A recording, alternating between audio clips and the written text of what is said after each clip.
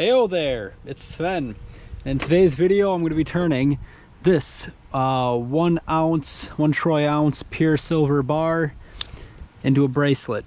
Not dissimilar to this one, but much more well polished. So stick with me and I'll give that a go, as you can watch and learn. Catch you then.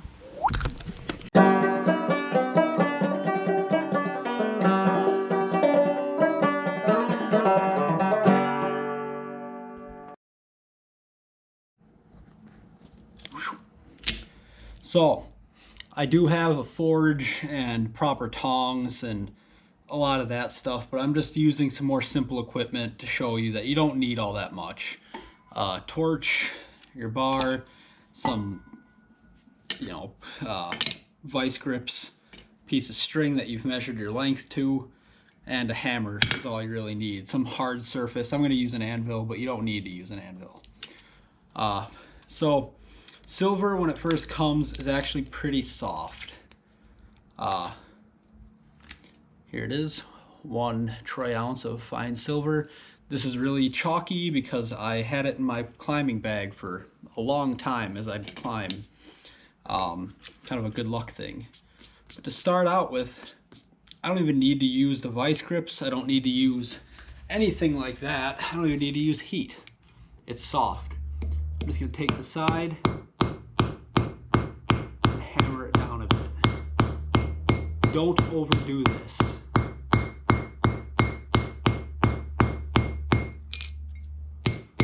Make sure to periodically come back in, hit the edges, and bring them in. You don't want to overdo it because you will crystallize the silver and it'll become difficult to work and you can crack it. You don't want to crack it. So slowly and surely does it. And don't overdo it.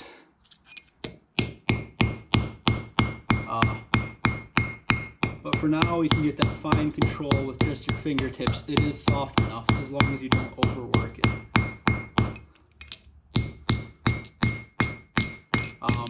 Constantly go to the side and flatten it back in so it doesn't fold on itself. You definitely don't want that. A little bit more on this side, and then I'm going to heat it.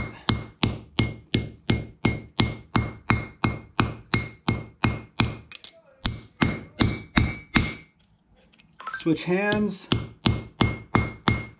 regularly, so that way you get it balances out your incorrect hits.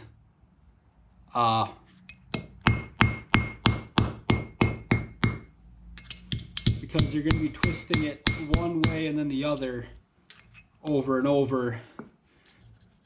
If or one way only, you're going to be doing it one way only if you only use one hand and you're not sufficiently skilled. So good to switch hands. At this point, it looks about good for heating. So I'm going to open up my vice grips here.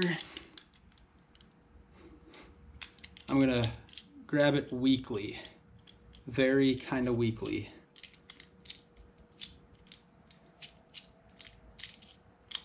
Very kinda is a little oxymoronic, isn't it? Yeah, that'll do. And now we heat the bar.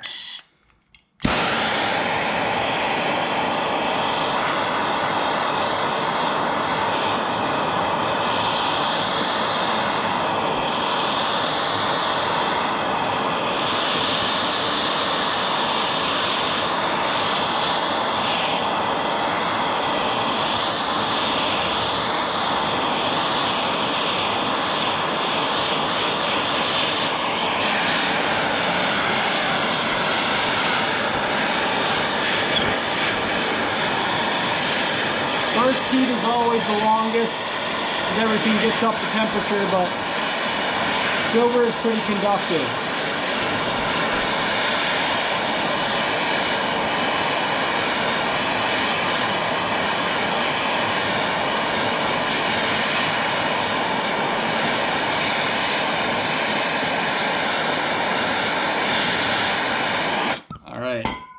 now work it quickly because it will be very soft in this state. Again, both sides, both hands.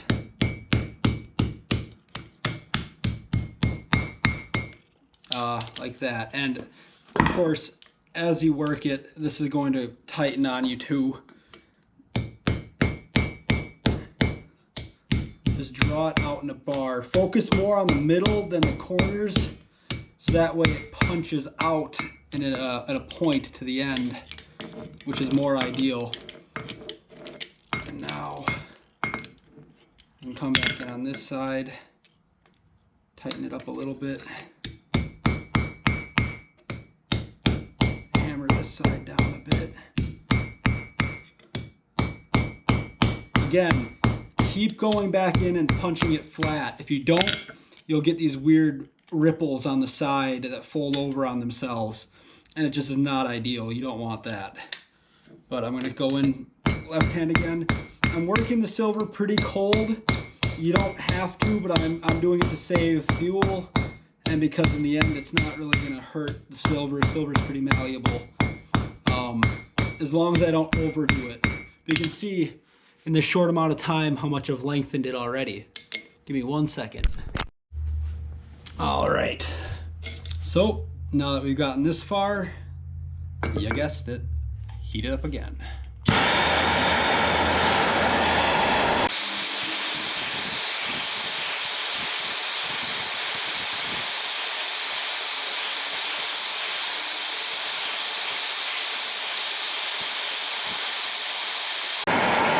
Nice and hot, just to decrystallize everything. Go back in, smush it down, flatten it out. Other hand, smush it in, flatten it out.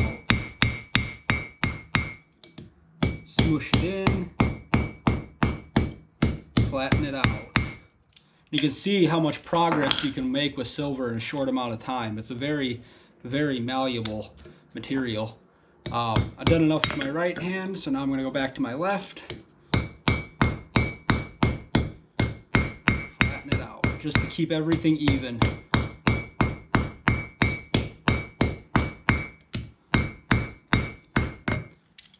The pliers are losing grip, and they're also getting really hot. Like burn you hot, but I just don't care because I'm used to it.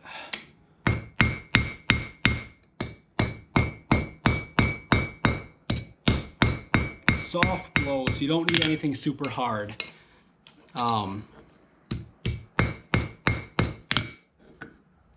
Good. Now I'm going to flip it. You can see how little I get burnt and how conductive this is. It's already cool enough to touch almost. Pliers, not so much.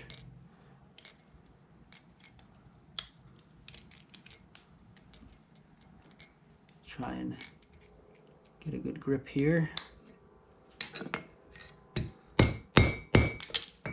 That was not a good grip. Dropped it on there. I gotta go cool these pliers off. Give me 1 second. Here we go. You can tell they're a little hot. When I cooled them off, I crucially did not cool off the jaws. You want them to be hot so it'll carry the heat for longer. Try and get this a bit even. The jaws, that'll be good enough.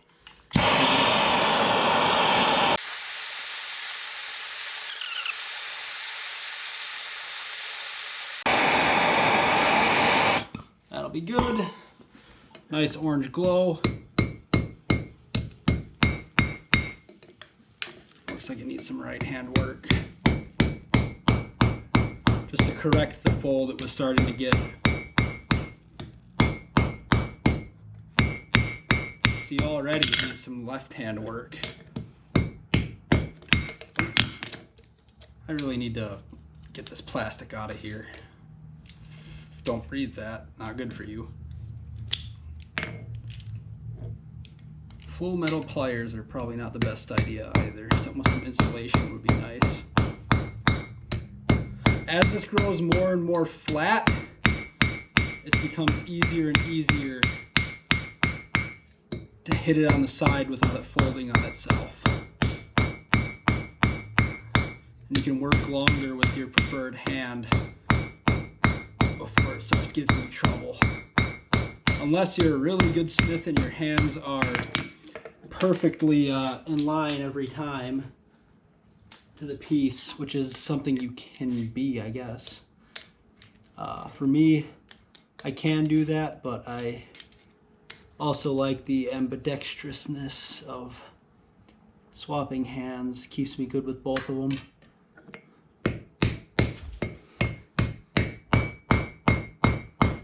I see a twist forming here that I don't like.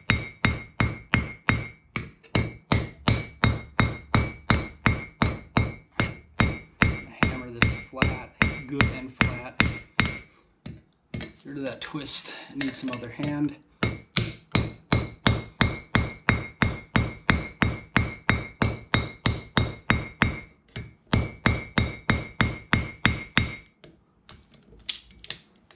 And it's almost getting to a cold working point, I call it. That's where the strikes I need to do are so light, and I don't want to muck the surface up, so I stop using the pliers and work with just my hands.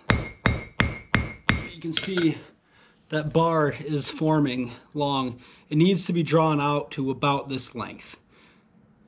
So we'll get there slowly. All right, cool off the quote-unquote tongs again. Center the piece in the tongs. Grab it pretty good, and it needs another annealing.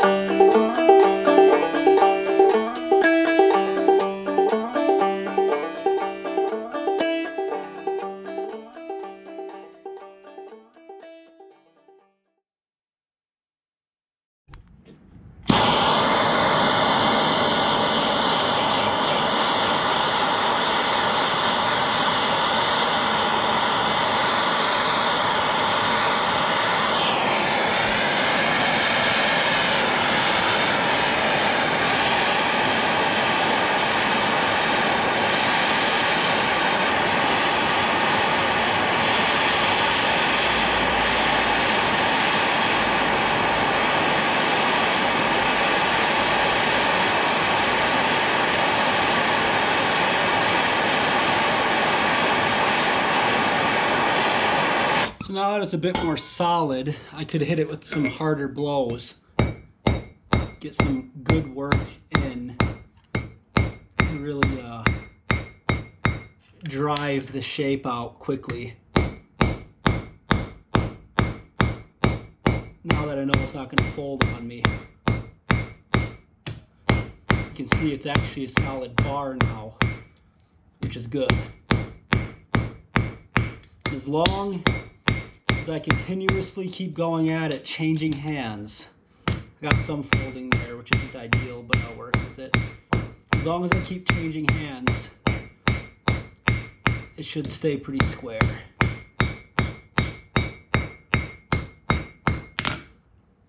There we go. Slowly but surely reducing the size more and more. Like that.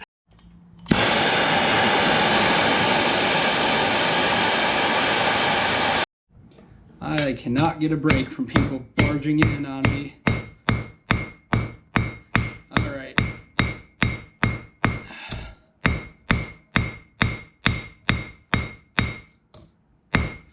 Unfortunate. Because now my piece has this big fold in the middle. Which is very much not ideal. But I'll work with it, I guess. I don't really have a choice but to. All right. So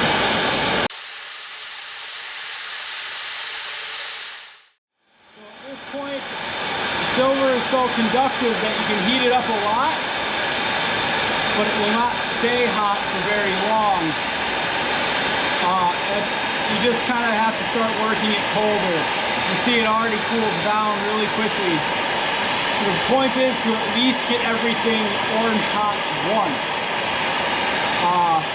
And then you can work it from there. It doesn't matter if it's orange hot while you're working on it. You'll just waste a lot of fuel. You just want to make sure that it's all orange hot, at least red hot once. Just to let everything even out. Crystal-wise. That's a pretty good color there though. Looks like it needs some right hand work.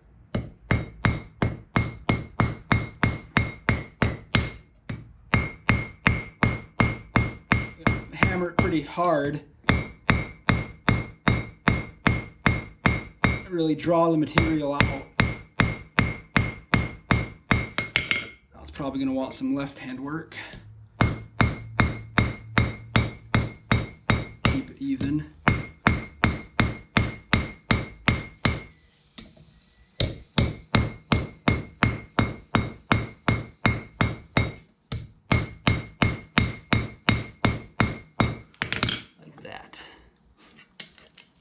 All right, you can see it's getting pretty long now.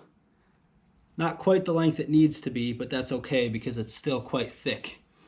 You can see it's so soft, it's so thermally conductive that I can basically almost touch it already.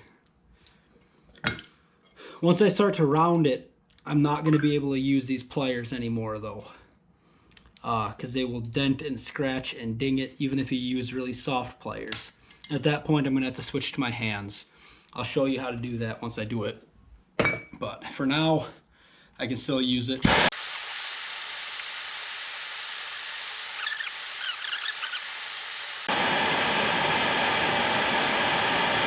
gets kind of hard to heat these pieces when they get longer because all the open spots really suck the heat away.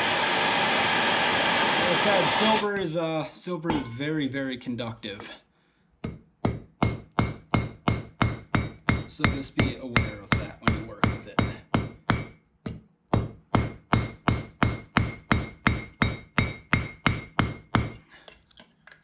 Let's get some right hand.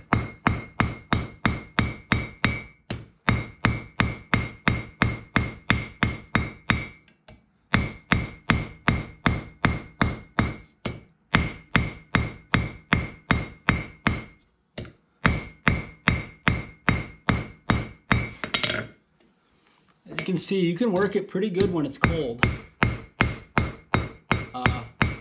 Just watch working the tip cold, because that's where you really start to get the cracks, and they're hard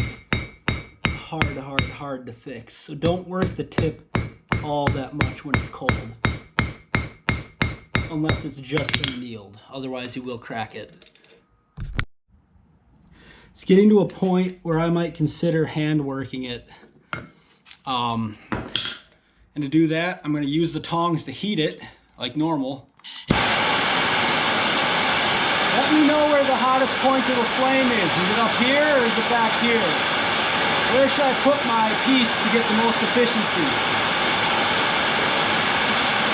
I want this tip to get really hot, that's for sure.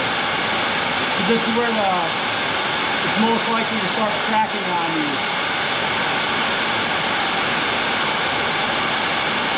And then I will slowly walk it up.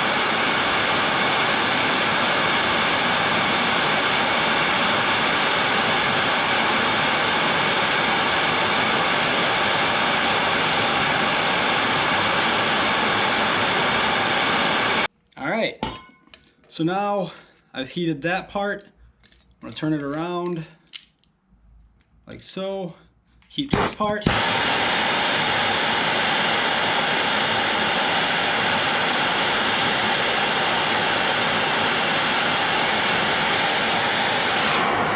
And just let this cool down for a bit, just anneal it. And at this point, once it's annealed, I can use my hands to forge as the tongs, so I can get no scar pattern on it from the tongs, and I can just manipulate it however I want. So I'm gonna let that cool down for not very long. Silver takes like a very short time to cool. All right, it's been about a minute and a half since it was orange hot, and I can already hold it. At that point, I'm gonna work on it. So it's a little hot if I like squeeze it. For now, that's okay. The important thing is I want this to be evenly square. Meaning I'm really gonna hammer home, pun intended, the switch hands method of going between my left and my right hand. Because the way your hands hit, if you're not really skilled, vary a bit, and by switching hands you even out those variables to an average that equals a good solid straight structure. Also practicing ambidextrousness.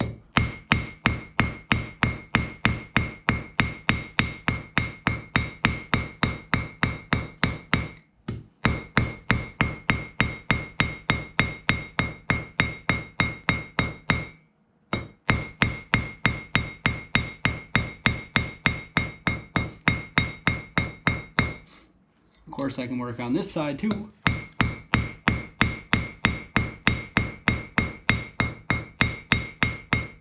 It's a little thicker here, don't want that. So I'm gonna work that down. Switching hands.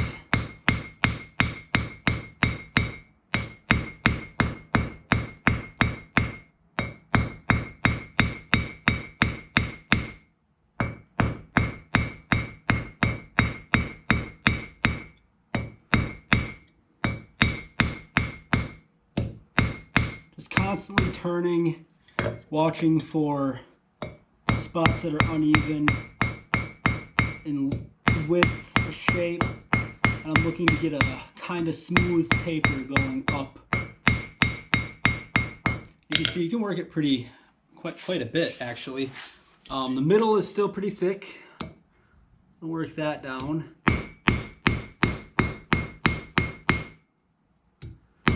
Stretch that out a bit.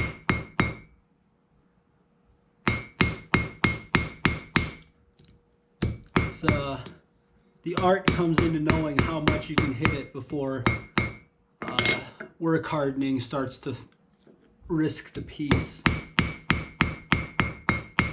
So you can make as most efficient use of your time and gas.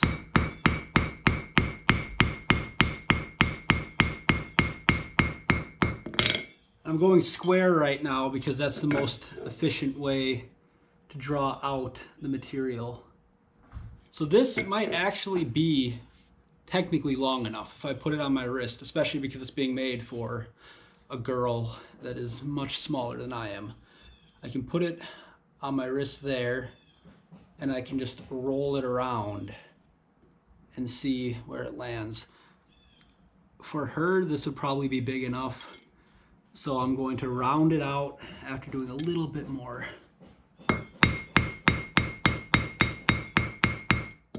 Like here. Get the shape nice. I'm not going to round out the whole thing. I want to leave a space in the middle so I can twist it with any luck.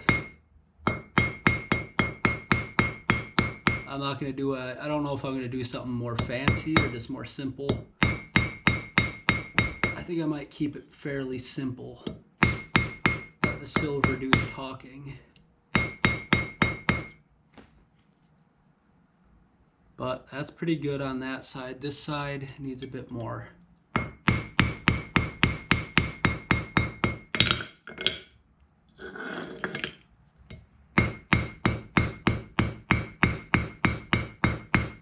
Let's remove that twist that was forming from using my right hand so much.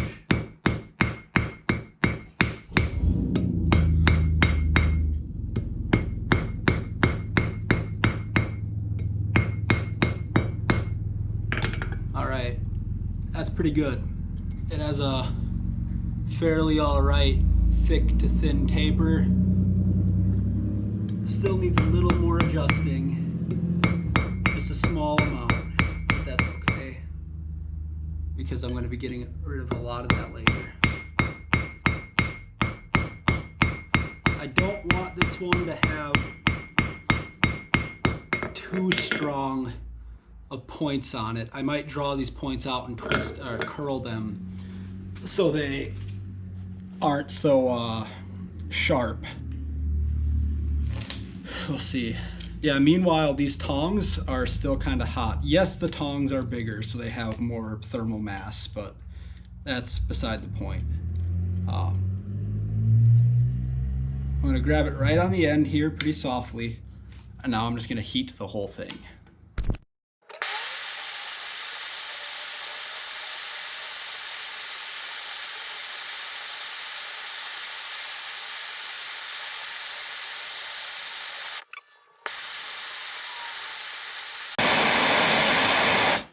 Cool.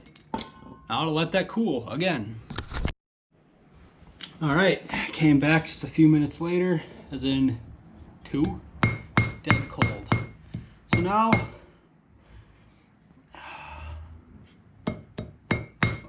I'm gonna start to, I guess it'd be a good idea to find the middle piece, the middle section of this. You can use this band as a general guide. This, fold it in half, and the middle should be about here, which is good. Now I want to just mark section to the side, which I'll just do with my fingernail. Section to the side, my fingernail. Maybe. I'll just keep that in mind. Yeah, I'll do this. Slight tap.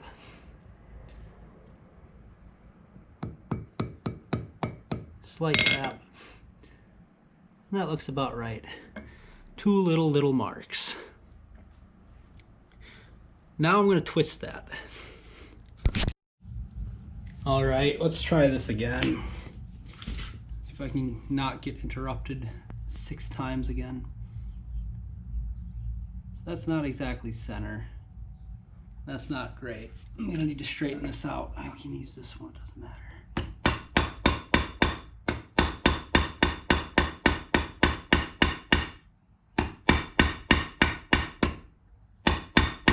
I want this as even thickness as I can get it. And I want this about as center as I can get it. So the square section here will become the twist.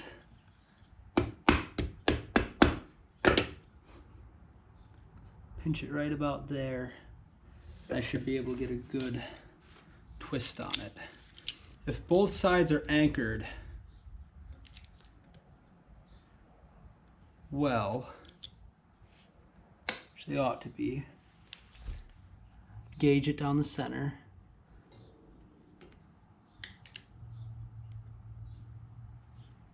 Say about here. I heat this up well enough. And I also turn my vise, if I can, to a position where I can freely spin this. Freely might be a strong word, but more cleanly spin it. Maybe make this a little longer. About there. Now I'm going to heat it as I twist.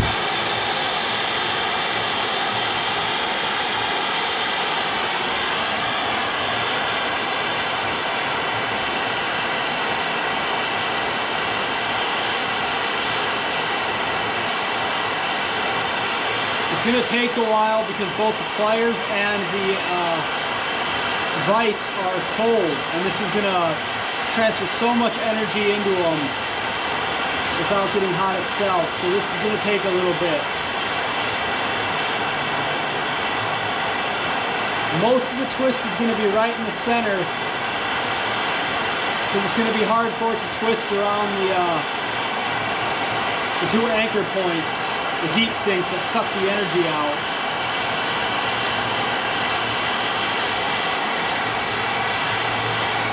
It's still cold, but I can gauge how it bends. It's bending way more at the pliers than it is in the back, which is expected because it's going to be colder by the anvil since it's more of a heat sink. So I might need to adjust my flame more towards the anvil.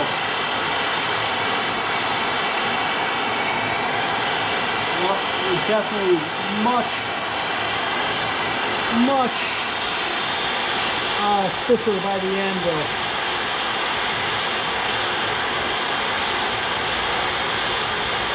A lot of heat gets used right here. Another way to do it is to heat it without it being in the anvil. That uses less heat. But at the same time, you waste a lot of time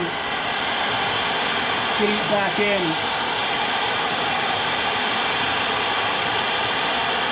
That might just have to be the way I do it. I don't want to break it. I'll waste all my flame.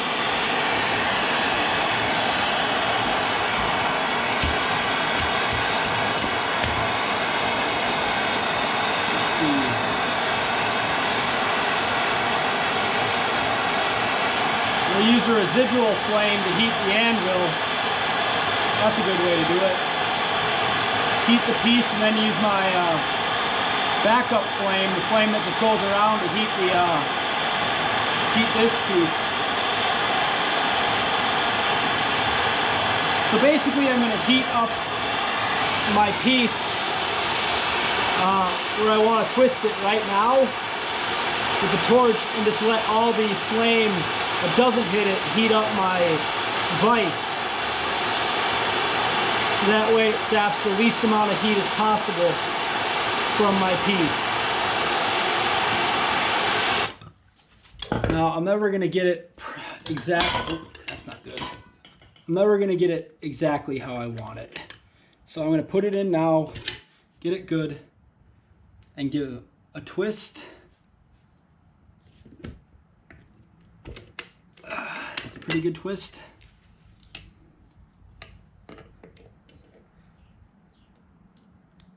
But I want it to be twisted more.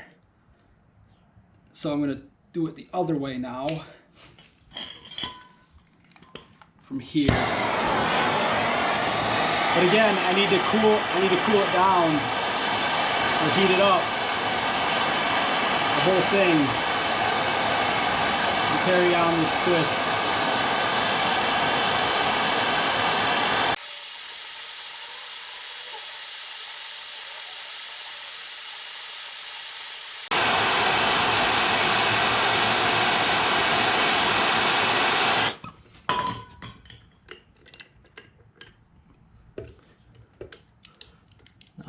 twist it this way. Yep.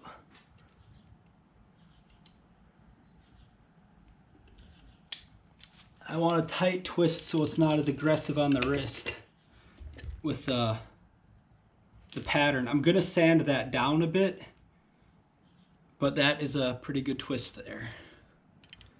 As I said though, I'm gonna sand these edges down so it's not quite as sharp against the skin. Cool. All right, so there's our piece with its nice twist. It's a little more twisty than mine, but that's okay. It's a little hot, but now I'm gonna work on rounding these out once it cools down just a little bit more. In fact, I could probably just cool this down. I don't think silver has any negative repercussions for being cooled down when it's as cold as it was. So yeah, now I'm going to take this hammer and pound down the corners into a round shape.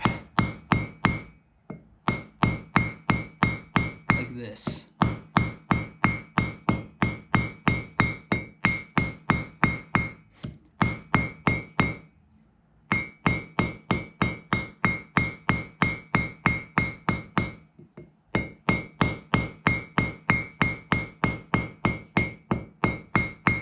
And then slowly incorporate the taper and the roundness into one final piece.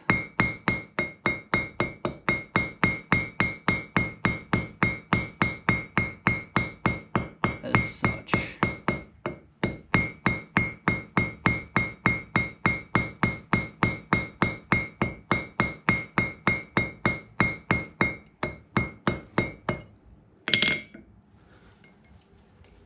This tip I'm going to want to make a lot thinner, but the tip, as I said, you want to be very careful about working cold. It work hardens so quickly. No hard hits. All soft hits here. And you can see this would be very difficult to do with tongs. And because it's silver is so soft, you don't need tongs as long as it's cold. And it's malleable enough that you don't need tongs when it's cold, as long as you don't over harden it or overwork harden it. The rounder you get it through hammering, the better, because then you use less material in the filing stage, or you lose less material in the filing stage. But you can see right here, more round to the twist to the flat. And now I can do the same to this side, just there.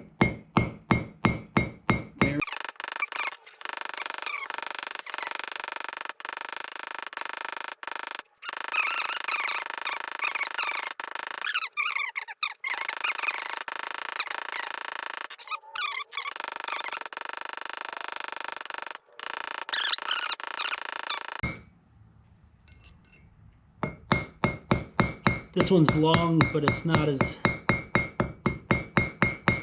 comfortably round. It's definitely more angular. So I'm just gonna round it out a bit more.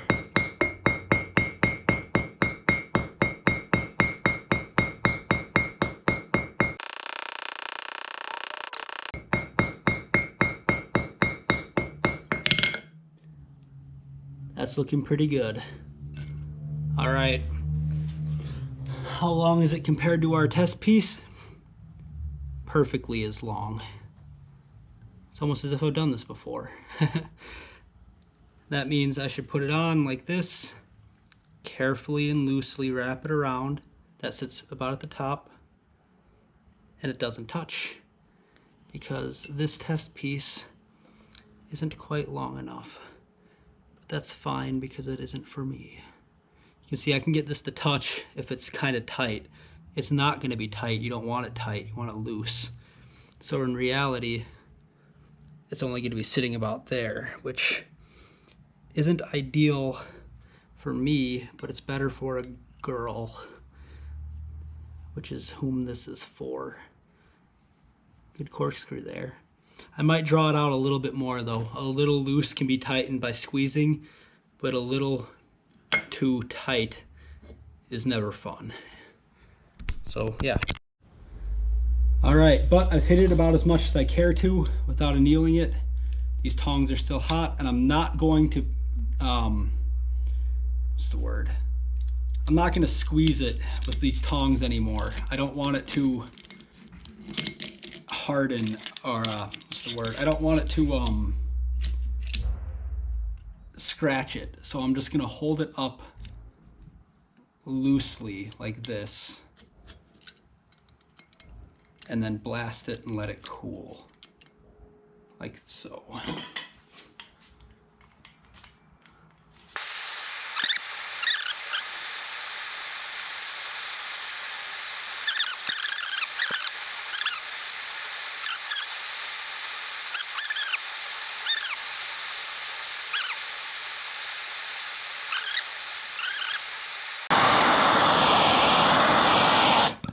Once I get to about here, oopsie, please don't burn my tripod. Very carefully pick it back up. Keep this side easy.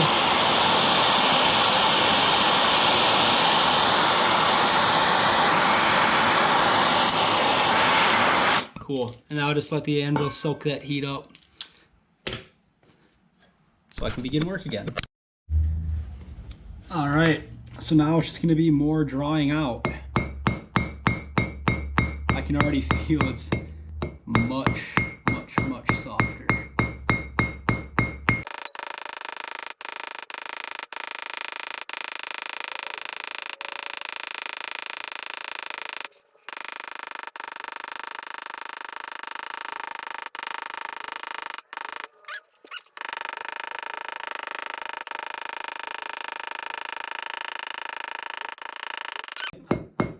Fine tip work.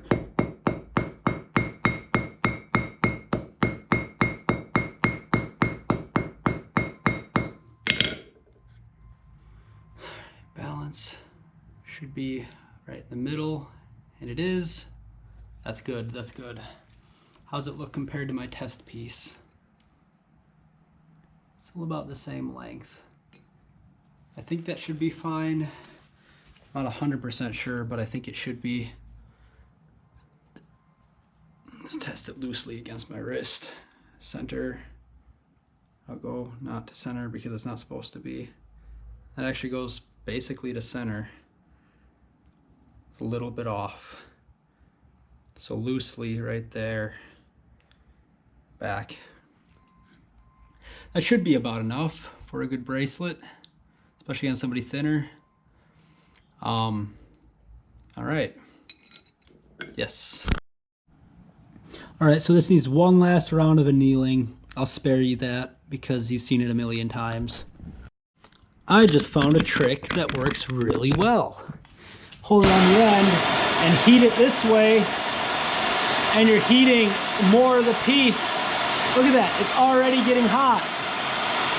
Very hot. And I want to anneal it really well now. That trick works really well. Just angle it a little bit and you use a lot more of the heat. That's good to know. That raises my efficiency quite a lot. Cool. All right, the goal here was to, really hot still. I was extremely quick. I was only gone for about 30 seconds. The goal here is to get it very annealed, very soft, because the final forming of it is going to be done basically completely by hand. I don't like to use too many tools in this process because you can scar it. Before that though, I'm going to polish it. Maybe not a final polish, but a good polish. It's a lot easier to do when it's straight. But for now, you see just that little time, I can already hold it. It was just too hot to touch when I started this video, and now it's like almost cool to the touch, which is super cool. All right, time for everybody's favorite, sanding. All right, so it goes without saying that while silver isn't as expensive as most people think, at the time of recording, this amount of silver is worth $25 or so. You don't want to waste it. It is still expensive, especially gold, because this amount of gold is like $1,750. So sanding, you want to remove as little material as possible. That's why I said it's really important, if you can, to get as round and smooth a shape as you can with the hammer. I'm not going to be going crazy with the grit. I'm going to do a little bit of 100 grit, but I'm going to quickly move to lower grits. Because I just don't want to use as much material, but I got to get it smooth. So some very light 100 grit sanding is what I'm going to do right now, just to remove the forge marks that are inevitable. Even if you spend 1,000 years on it, there's going to be forge marks. So you can see some of them are pretty deep. I've done this a couple times, or I've done this before for my own and for another one that I made very, very mirror polished. And you actually don't lose that much material in this, way less than I thought you would. If it's 1 troy ounce in the end of sanding once, I think I was left with 0.95 troy ounces. So I lost 0.05 of an ounce of a troy ounce in the sanding process last time, which isn't ideal, but when you have silver, you want it to look like not an oxidized silver, generally speaking. So this is a very long process. I'm not going to stick you through it all, but I will also show you folding it like this and then getting it between these is also important to smooth out this. And I'm going to go over a little bit when I'm done with that over the top to take these humps down so they're not as diggy onto your skin, not as rough. I don't mind it, but you know, comfort is a big thing when you're wearing bracelets. If it's not comfortable, they don't wear it. And if they don't wear it, then what's the point? So yeah, you can already see the silver is coming out, that nice white sheen. But I'm going to get on this. I'm going to spare you guys a lot of it, and maybe I'll time lapse it. Let's see.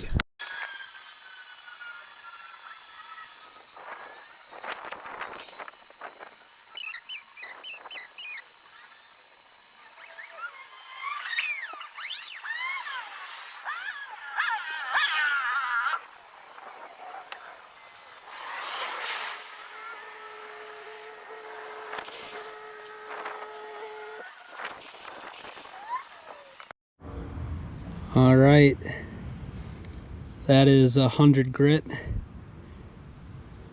and it still needs more. So I'm gonna go down really fine. All right, all that sanding, and you can see how it is now. I left some roughness to it because I really want it to still have the hand forged charm. And also just, you know, prove it's handmade, as if this video wouldn't do it. One side is a little thinner, whatever, but that's it so far. Next step is to find which top section looks the best, because that's going to be the top. Then literally just bend it by hand into a bracelet. See, it's pretty soft because of all that annealing I did.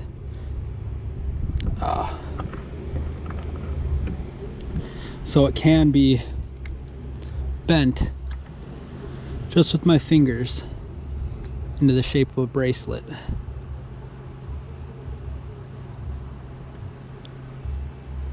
Which is ideal. The fine tuning is going to have to come on the person. Of course, this isn't the easiest thing to bend by hand. It's a little tough, but I'm strong enough and I've done enough rock climbing that my finger strength is good enough I can get away with it. For me, it's a little big. That means on a girl it should be good. That locks on pretty tightly for me. But yeah, there it is. And that can be clasped to whichever size it needs to be just pretty easily. Jude's motorcycle is always loud. 1 second. Alright, so there it is, the finished product. Not perfect, but it's not supposed to be. It's handmade. I might take some steel wool when I can find it and really just make it super shiny. But for now, this is good enough. I'm not going to wear it out putting it on me and off me and on me and off me, because the more times you open and close it, the more it hardens. And ideally, the person who's going to have it will put it on, adjust it. I'll be there in this case to make the final finger adjustments, and then get it to a point where you can easily slip it on and then also easily slip it off. But yeah, that's it. Pure silver bracelet. With time it'll tarnish, so I usually like to I think it's a good idea to give some steel wool with them, just so you can polish it up whenever you want. A little grainy and in the dark, but there it is on a hand. Yeah. Alright, and here it is on a wrist with good lighting. Hopefully it's focused well. It's hard to see on the small screen, but you can see I squished it down and made these touch so it doesn't pinch, and should be good. Yay. But yeah, hope y'all enjoyed, and see you on the next one. Hey-do.